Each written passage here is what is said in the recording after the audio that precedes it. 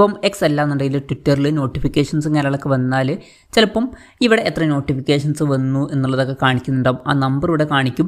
ഇപ്പം നിങ്ങൾക്ക് അത് വേണ്ട, അത് ഒഴിവാക്കണം എന്നുണ്ടെങ്കിൽ അത് ഒഴിവാക്കാവുന്നതാണ്. അപ്പം ഈ ഒരു വീഡിയോയിൽ നമ്മൾ നോക്കാൻ പോകുന്നത് എക്സിൽ എങ്ങനെ നോട്ടിഫിക്കേഷൻ ബാഡ്ജ് കൗണ്ട് ഒഴിവാക്കാം എന്നുള്ളതിനെ കുറിച്ചിട്ടാണ്. അതിന് വേണ്ടിയിട്ട് എക്സ് ആപ്ലിക്കേഷൻ ഓപ്പൺ ചെയ്യുക. ഓപ്പൺ ചെയ്ത് കഴിഞ്ഞാൽ മുകളിൽ പ്രൊഫൈൽ ഫോട്ടോ കാണാൻ പറ്റും, അതിൽ ക്ലിക്ക് ചെയ്യുക. അതിൽ ക്ലിക്ക് ചെയ്താൽ സെറ്റിംഗ്സ് ആൻഡ് സപ്പോർട്ട് എന്നുള്ള ഓപ്ഷൻ കാണാൻ പറ്റും, അതിൽ ക്ലിക്ക് ചെയ്യുക.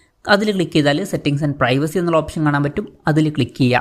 അത് കഴിഞ്ഞാൽ നോട്ടിഫിക്കേഷൻസ് എന്നുള്ള ഓപ്ഷൻ കാണാൻ പറ്റും, അതിൽ ക്ലിക്ക് ചെയ്യുക. ക്ലിക്ക് ചെയ്താൽ പ്രിഫറൻസസ് എന്നുള്ള ഓപ്ഷൻ കാണാൻ പറ്റും, അതിൽ ക്ലിക്ക് ചെയ്യുക. ക്ലിക്ക് ചെയ്യുകയാണെന്നുണ്ടെങ്കിൽ ഇവിടെ 100 നോട്ടിഫിക്കേഷൻ കൗണ്ട് ബാഡ്ജ് എന്നുള്ള ഒരു ഓപ്ഷൻ കാണാൻ പറ്റും. അത് ഓണായിട്ടായിരിക്കും കിടക്കുന്നുണ്ടാവുക. അപ്പോൾ എന്താണെന്ന് വെച്ചാൽ നോട്ടിഫിക്കേഷൻസ് ഒക്കെ വന്നാൽ എത്ര നോട്ടിഫിക്കേഷൻസ് ഉണ്ട് എന്നുള്ള കാര്യം ഇവിടെ എഴുതി കാണിക്കുന്നതായിരിക്കും.